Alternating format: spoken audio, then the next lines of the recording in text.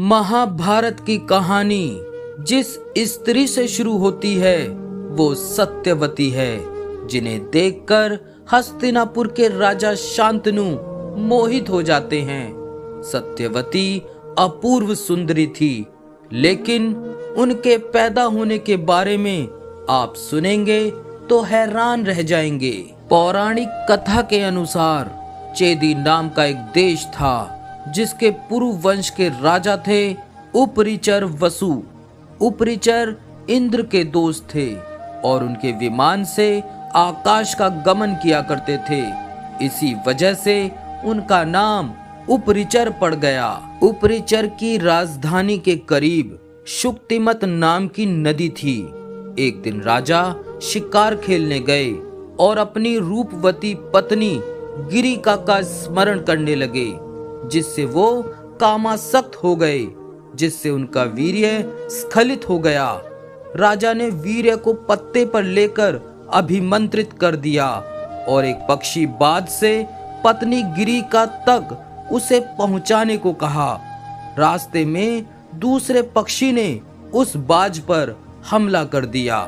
इस लड़ाई में राजा उपरिचर का वीर्य नदी में गिर गया। उस समय नदी में एक अद्रिका नाम की अप्सरा रहती थी, जो ब्रह्म शाप के चलते मछली में बदल गई थी और नदी में ही अपना समय काट रही थी। उसने वो वीर्य ग्रहण कर लिया, जिससे वह गर्भवती हो गई। कुछ समय बाद जब मछली को गर्भवती हुए 10 महीने बीत गए, तभी एक दिन मछुआरा उस नदी में मछली पकड़ने आया और दुर्भाग्यवश वो मछली उस मछुआरे के जाल में फंस गई। जब मछुआरे ने उस मछली का पेट काटा तो उस मछली के पेट से उस मछुआरे को एक नवजात लड़का और लड़की मिले, जिसको वह राजा के पास ले गया। तभी अप्सरा सांप से मुक्त होकर आकाश मार्ग में चली गई। मछली के पेट से निकलने के कारण नवजात लड़की के शरीर से मछली की गंध आती थी, इसलिए राजा ने उसे मछुआरे को सौंप दिया। लड़के को राजा ने अपने बेटे के रूप में स्वीकार कर लिया, जो बाद में मत्स्य नाम का धार्मिक राजा हुआ। ये लड़की जैसे जैसे बड़ी होती गई, वैसे वैसे बहुत खूबसूरत होती गई। चूंकि वो मछुआरे के साथ उन्हीं की बस्ती में रहती थी, लिहाजा उसका नाम मत्स्यगंधा पड़ा। उसकी देह से ऐसी सुगंध निकलती थी कि दूर दूर तक उसका भान हो जाता था, इसलिए उसका एक नाम योजन गंधा भी पड़ा। मत्स्यगंधा नाव से लोगों को यमुना पार कराती थी। एक दिन ऋषि पाराशर वहां पहुंचे। ऋषि को यमुना पार जाना था। वे मत्स्यगंधा की नाव में बैठ गए। इसी दौरान उन्होंने मत्स्यगंधा से कहा कि वो उसके जन्म से परिचित हैं और उससे एक पुत्र की कामना करते हैं। मत्स्यगंधा ये सुनकर हैरान रह गई। उसने ऋषि से कहा, आप जैसे ज्ञानी और तपस्वी व्यक्ति मुझ जैसी साधारण मछुआरे की बेटी से ऐसा क्यों कह रहे हैं? मेरे शरीर से मछली की गंध आती है। यदि मैंने आपकी बात मानी तो मेरा सम्मान और समाज में मेरी प्रतिष्ठा नष्ट हो जाएगी। लोग मुझे किस दृष्टि से देखेंगे? ऋषि पाराशर ने गंभीरता से कहा, हे देवी, ये कोई साधारण मिलन नहीं है। ये एक दिव्य घटना है जो ब्रह्मांड के उद्देश्य को पूरा करने के लिए नियति द्वारा तय की गई है। तुमसे एक ऐसा पुत्र जन्म लेगा जो संसार को धर्म, सत्य और ज्ञान का मार्गदर्शन करेगा। मैं अपने तपोबल से ये सुनिश्चित करूंगा कि तुम्हारा सम्मान बना रहे। इस मिलन के बाद भी तुम कुंवारी बनी रहोगी। तुम्हारे शरीर से मछली की गंध समाप्त होकर पुष्पों की सुगंध में बदल जाएगी। साथ ही मैं इस स्थान को योग बल से ढक दूंगा ताकि कोई भी हमारे मिलन को देख ना सके।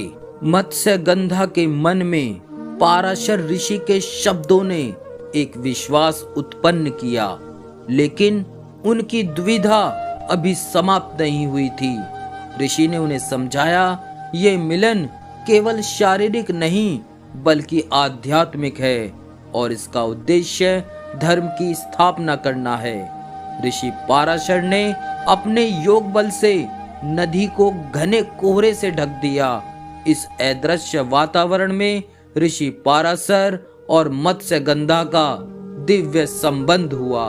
कुछ समय बाद मत्स्यगंधा ने पाराशर ऋषि के पुत्र को जन्म दिया। ये पुत्र कोई और नहीं बल्कि महर्षि वेदव्यास थे। इस घटना के बाद मत्स्यगंधा का जीवन बदल गया। ऋषि पाराशर के वरदान के कारण मत्स्यगंधा के शरीर से मछली की दुर्गंध खत्म हो गई और उसका शरीर पुष्पों की मधुर सुगंध से युक्त हो गया, जिसके बाद वो सत्यवती के नाम से प्रसिद्ध हुई। सत्यवती की दिव्यता ने हस्तिनापुर के राजा शांतनु को उनकी ओर आकर्षित किया। राजा शांतनु ने सत्यवती के सामने विवाह का प्रस्ताव रखा। सत्यवती ने राजा शांतनु के सामने ये शर्त रखी कि उनके पुत्र ही हस्तिनापुर के सिंहासन के उत्तराधिकारी बनेंगे। शांतनु ने उनकी ये शर्त स्वीकार कर ली और सत्यवती हस्तिनापुर की महारानी बन गई। सत्यवती ने अपने जीवन में कई कठिन निर्णय लिए। उनके दोनों पुत्र चित्रांगद और विचित्र वीर्य समय से पहले मृत्यु को प्राप्त हुए। हस्तिनापुर का राजवंश संकट में आ गया। इस स्थिति में सत्यवती ने अपने पहले पुत्र वेदव्यास को बुलाया। वेदव्यास ने नियोग परंपरा के माध्यम से वंश को आगे बढ़ाया। उनके प्रयासों से धृतराष्ट्र, पांडु और विदुर का जन्म हुआ। ये घटनाएं महाभारत के महान युद्ध का कारण बनी। सत्यवती का जीवन संघर्षों और बलिदानों से भरा रहा, लेकिन उन्होंने हर परिस्थिति में विवेक और धैर्य का परिचय दिया। तो दोस्तों, ये थी हस्तिनापुर की वो रानी जो मछली के गर्भ से पैदा हुई थी। उम्मीद करता हूँ आपको ये वीडियो पसंद आई होगी। वीडियो पसंद आई हो तो वीडियो को लाइक करके वीडियो को शेयर करें। चैनल पर अगर नए आए हैं तो चैनल को सब्सक्राइब करना ना भूलें। धन्यवाद।